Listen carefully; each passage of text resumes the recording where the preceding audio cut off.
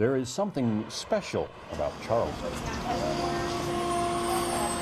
People don't like to leave Charleston, even when they die. Some of the nation's most beautiful homes are in Charleston. They're hundreds of years old, and yet many believe their original owners are still hanging around. The James English house stayed in his family for 7 generations, and yet descendant Elizabeth Lucas is quite sure she's encountered long-lost limbs from the family tree. I have heard the parties downstairs on the first floor. Ghost parties? I assume they were ghost parties. In the middle of the night, I would hear them walking around on the wooden floors.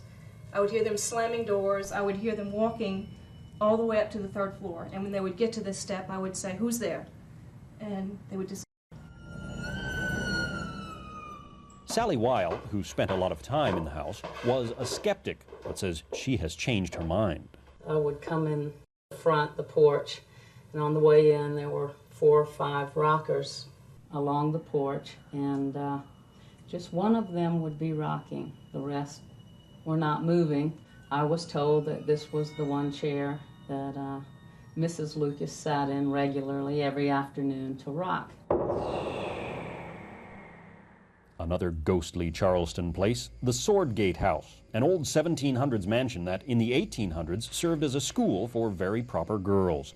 They were locked behind iron gates and imposing brick walls to keep out amorous men. In the case of Marie Whaley, she was sent here because of a relationship with a suitor that wasn't proper for the family. The lovesick Miss Whaley climbed the wall, sneaked off to marry her man, and thereby wrecked the school's reputation. After the school shut down, the elegant old mansion sat empty for a long time, until eventually it found a new incarnation as the Swordgate Inn.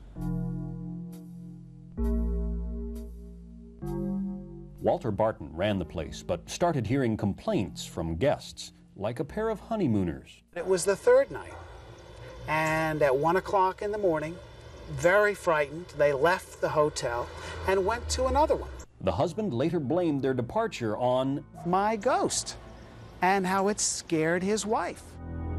The old place is shut down again for now. The ghosts, whom Barton says he's heard, have the run of the place. So, somewhere amid the dust and memories of centuries gone lies the answer to the question, are these old mansions truly the playgrounds of ghosts or of people's imaginations?